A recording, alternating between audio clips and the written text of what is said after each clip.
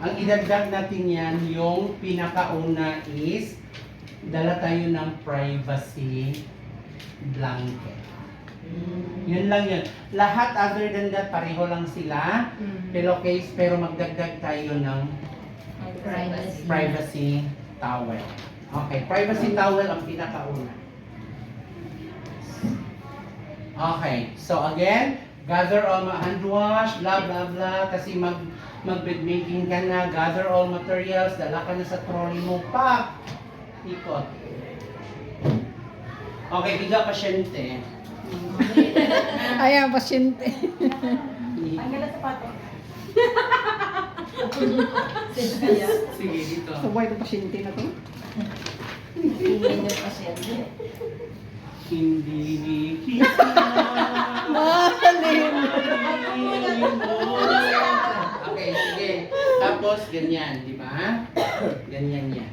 Kailangan ka ba ito, sir? Oo, ibaba mo konti. Sige, baba pa. Tapos silain mo, tapos ganyan. Huwag mo nang pasilipin pa sa liwanag ng pasyente. Tapan mo na. So, ganyan kadalasan yan, di ba? Yes, sir. ganyan. Tapos diri pag yan ba tayo? Alabado corazon ni Jesus. Nanalan na namin. Okay, so mag-change na tayo ng... Privacy blanket.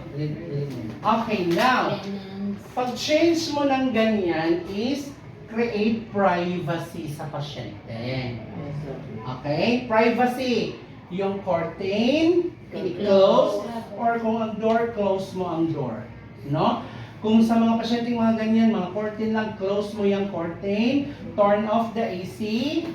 Kung may window, i-close mo yan. Okay?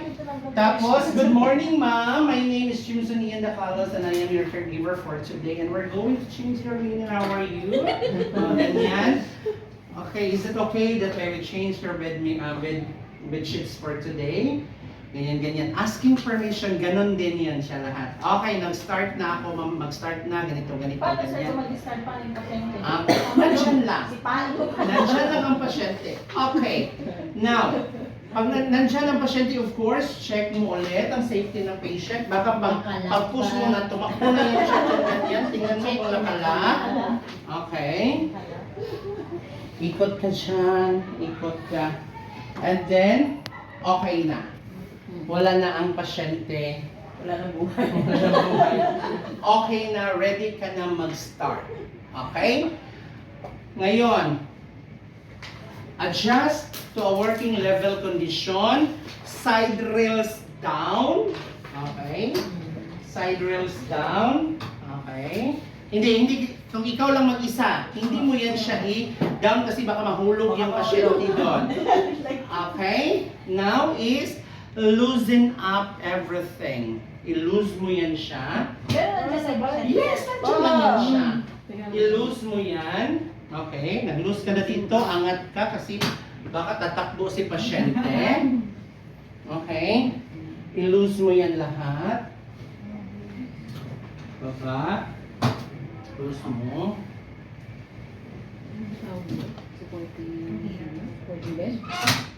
Supporting bed, sir. Side rails. Side rails. Okay, now, kung ang provider ninyo matipid sa cloth, hindi natuyo ang mga kumot, kung malinis to, pwede pang gamitin. Anyway, hindi naman to siya na-touch sa patient kasi may cover ka man sa patient, may top sheet ka man. So kung pwede ninyo tong gamitin, din fold mo to. Fold, ha? Kung away, kung ano lang ha, kung magamit pa yan. Ma'am, excuse me, kasi nga, again, ito yon. Kung ang pasyente nyo kaya nilang gumalaw, makahawak dyan sa mga ano, ipaparticipate mo siya para magalaw-galaw din siya. Yes, Part sir. ng exercise niya. Oh, ma'am, would you mind to hold me this one? Okay. Hold lang yan. Kunin mo lang to siya. Fold mo lang siya. Ilagay mo siya sa malinis na area kasi gagamitin mo pa yan mamaya. Ito is Nandyan na yan. Hindi na yan, dapat palitan yan siya. Then, dito na yun gagamitin ang privacy towel.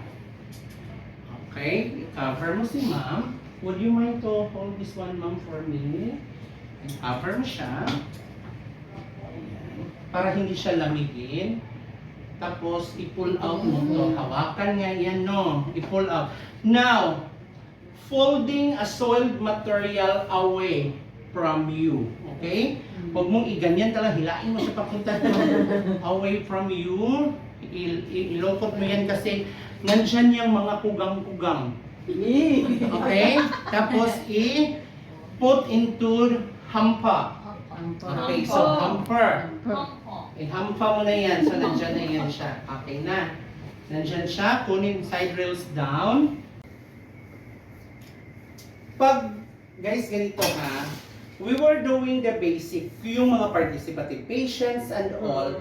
Kasi pag yun naman talagang hindi participative, hindi man ikaw lang mag-isa. Dalawa-dalawa naman yun, sir. We're doing yung mga workable na kayo lang. No? Okay, so, assuming hindi niya magalaw yung Kabila niyang... right. So, kung ang pasyente, hindi niya magalaw yung right arms, right leg, ikaw yung magiging arms, ikaw yung magiging leg niya. Doon mo siya i-support. Okay? So, ang paglagay dito, kung pagbangon niya, magiging, ang tawag nito is, mag-support ka sa right niya.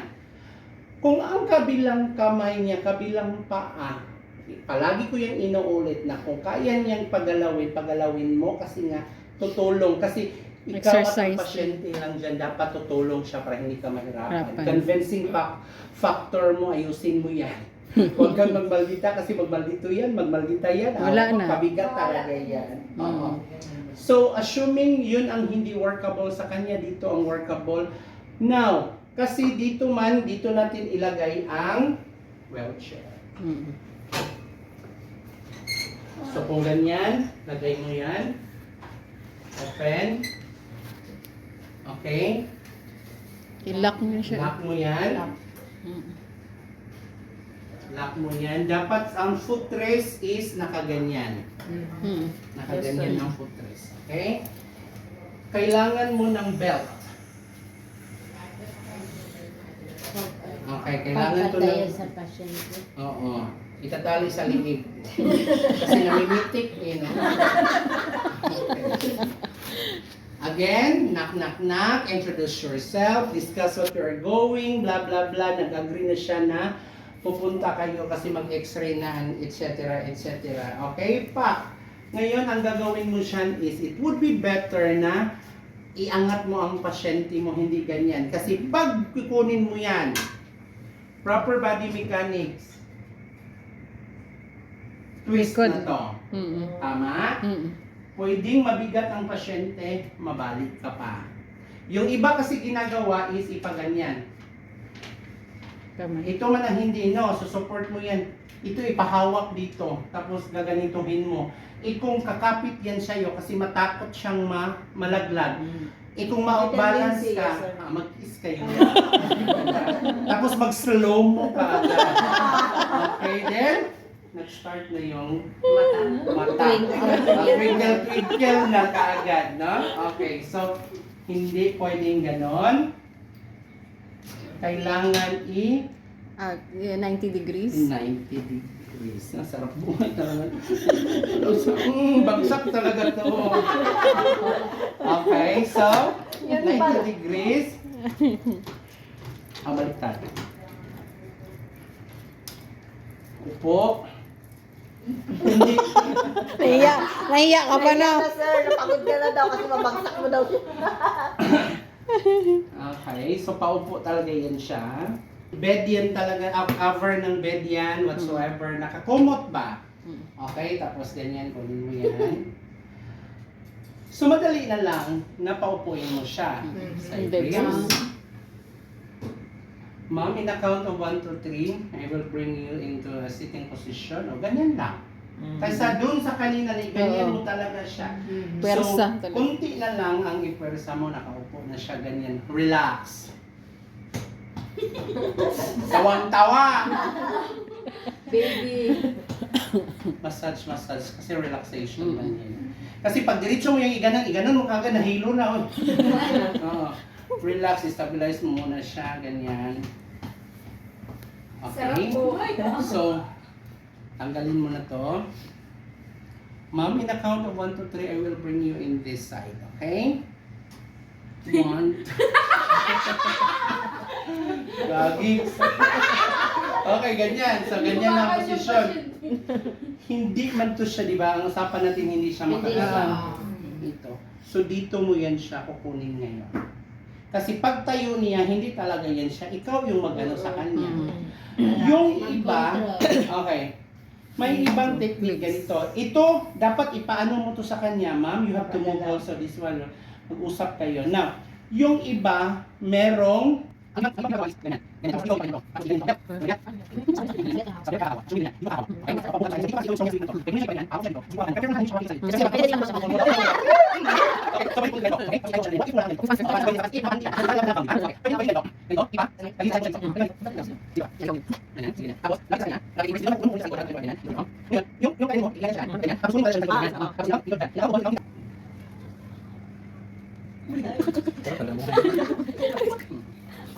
close mo.